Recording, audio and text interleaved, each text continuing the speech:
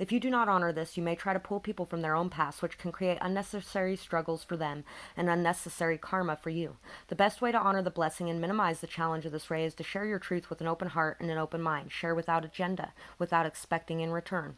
For those working with this energy, the power of the mind and emotions will come into focus. You may need to channel your emotional and mental power into worthy projects or to practice balancing your intensity with lightness of heart and playfulness so you don't become harsh or despairing if things do not work out the way that you believe they should.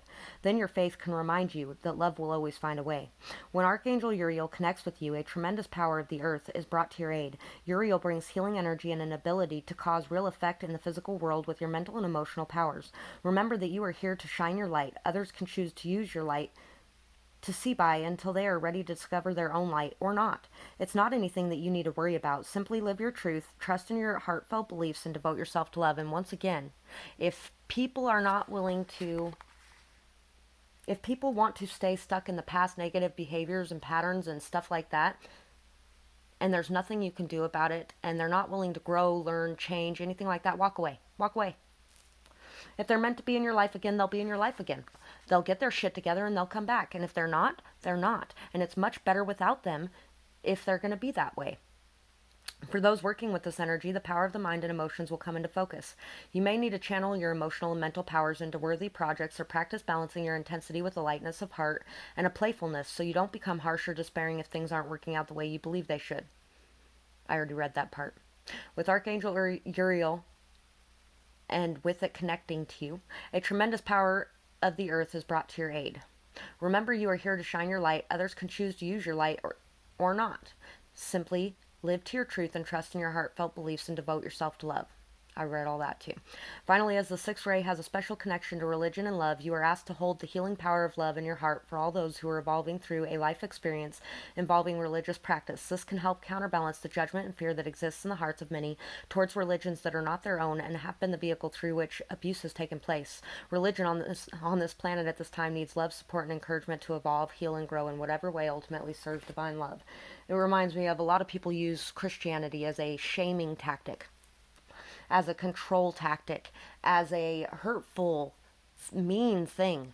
But at the root of every single religion that this planet has is love. That's what the intention is going into those religions, is to love and to show people a way to love.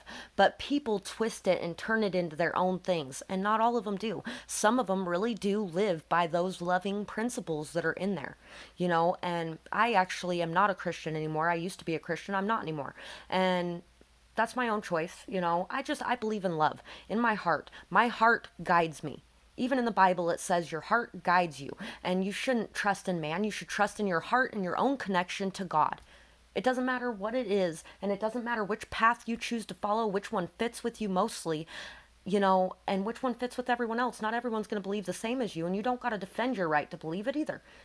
You just, hey, that's not my belief if you don't want to hear about it. And, you know, if you want others to hear about yours, then you've got to be willing to listen to theirs, too. That's another thing as well. Okay. These are qualities that you would not have if it wasn't for going through these situations. You never let others bring you down to their level, no matter the situation. You always take the high road. And that comes from knowing how much pain and suffering you can cause by taking all of your hurt and pain out on others around you. So instead, you choose to rise above that, to forgive, to let go, to release, and to move forward. And if you don't, that's the level you will get to at some point. Your fiery nature inspires others to speak their truth and to follow their dreams.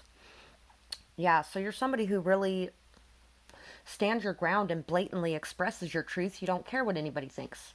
That's why I'm feeling my I don't care what anybody thinks a little bit more during this pile too. Maybe I'm picking up on your energy extra. But you really inspire everybody around you to be their true selves. And it's because you had to overcome so much pain and despair and hurt from others that they shoved down your throat, making you feel like you weren't good enough to be able to express your truth. So now you hold on to that like it's a treasure. This is something you worked hard for, and you're going to do it, and you don't care what anybody else thinks. And you inspire everybody around you to do exactly the same thing too, to live in their truth. And you know, not necessarily everyone, because there's always those ones that can't learn from it. Let what everyone else wants fall away. Believe what you want matters. Yeah, yeah. Really just understand that it's not all about everybody else all the time. Empaths have a hard time sometimes actually doing for themselves, especially ones that were emotionally abused like that, because you really feel like it's selfish to do anything for you. When in actuality, no, it isn't. Because if you're not taking care of you, you can't take care of anybody else properly either. You can't even love anybody else properly because you're so tired or you're so worn out or you're so overworked or you're so, so sick of doing so much for everybody and not getting anything in return. When, if you were taking care of yourself, it would show other people how to treat you too. If you were taking the time out for you and telling them that, no, hey, this is my day today, then people would treat you with a lot more respect as well, and they would respect your things too.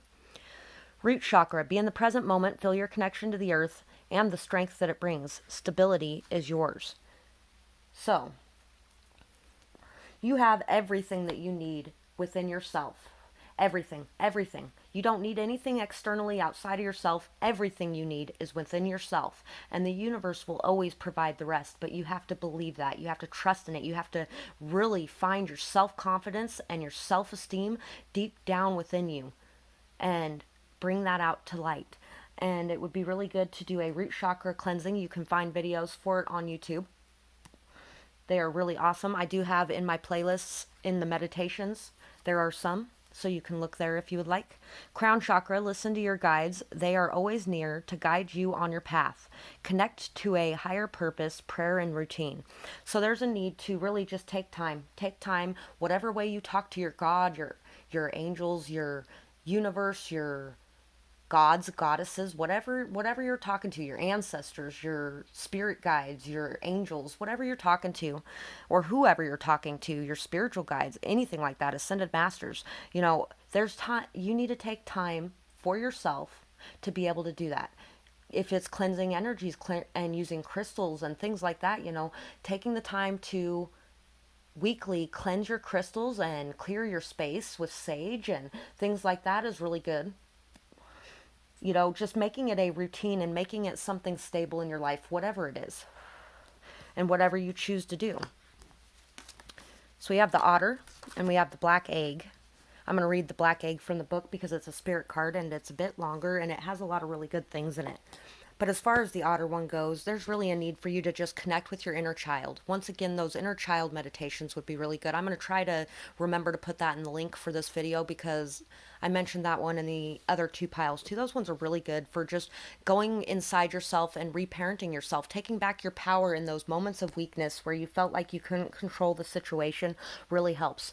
Being able to find your playfulness and your youth within yourself.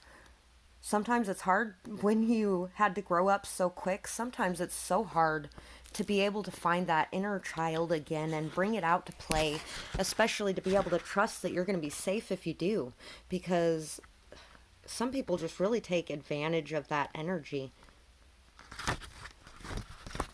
which is why it's so good to have those healthy boundaries in place.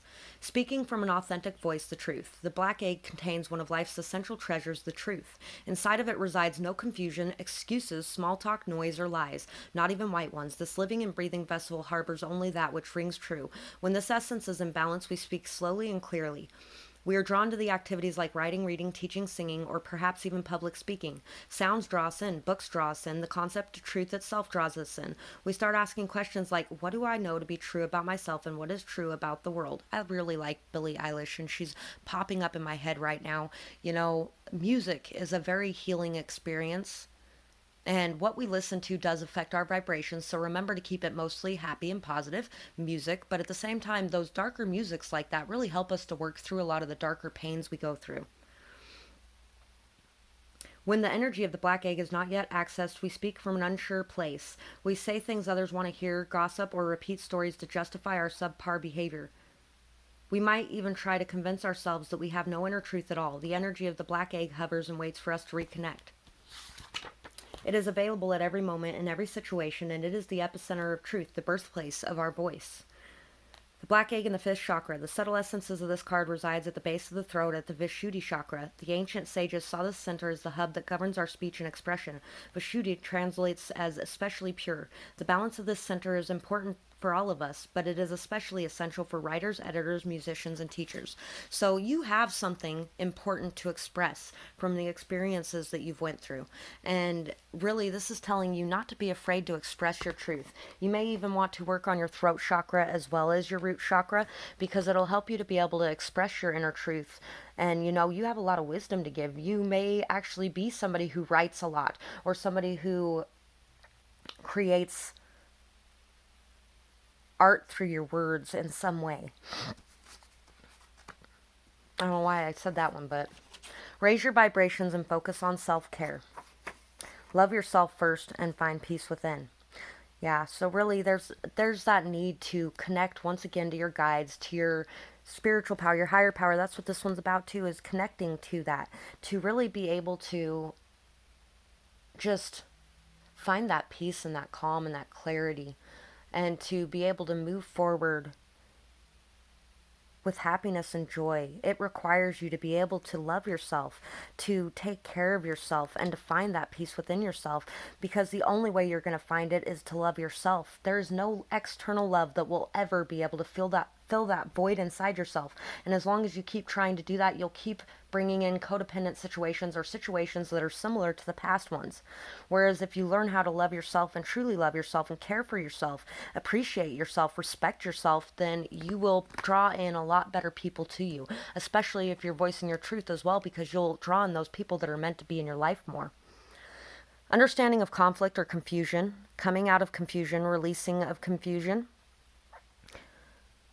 seeing things from new perspectives, change in understanding and thinking, seeing what's worth fighting for, sassy, competitive, fighting for what you want, thoughts-wise. So really, just remembering that you can control your thoughts. One of the only things in this world you can control is your thoughts. You can.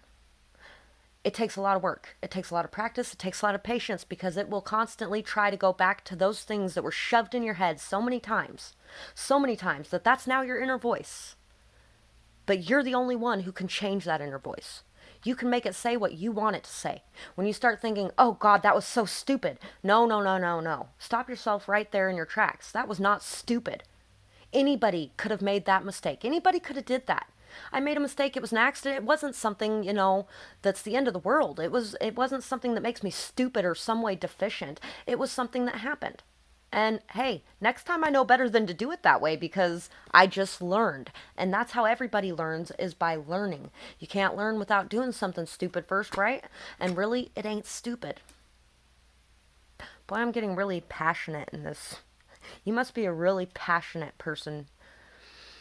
Shy, loving, grounded, stable, reliable. Long-lasting, nurturing, caring, calming, sweet, dreamy, healing, abundant, valuable, solid, loving, sweet. Deciding what or who you're committed to. Someone who helps others health-wise. Yeah, so, and you might be going through this journey as well to be somebody who helps others in that way. You're somebody who's very caring, somebody who's very nurturing, somebody who's very grounded and reliable, somebody just amazing. You have an amazing, deep inner value to you. You have a very deep wealth inside of yourself. That's where the real true beauty lies, is inside yourself. And you have that. And being able to see that and know that and trust that you are perfectly capable of standing strong on your own, and of, knowing where the abundance is and how to get it and bring it into your life. You're somebody who's very abundant and fertile, and just trusting that and knowing that, clearing out your thoughts on, I am not good enough, I am not good enough, I am not good. Yes, you are. You are plenty good enough. Plenty. You would not have dreams in your head if they weren't there for some reason. Conscience is a very good song for you by Jacob Lee. Something strong, stable, and long-lasting, creating stable foundations like magic, wishes granted, standing firm and grounded in your commitments, peaceful and loving, creating life, rebuilding foundations. Stable, strong, long-lasting. Oh, I gotta plug in my phone really quick. I forgot the battery thing went off a minute ago. So, creating that strong, stable foundation in your thoughts is the most important thing you need to work on.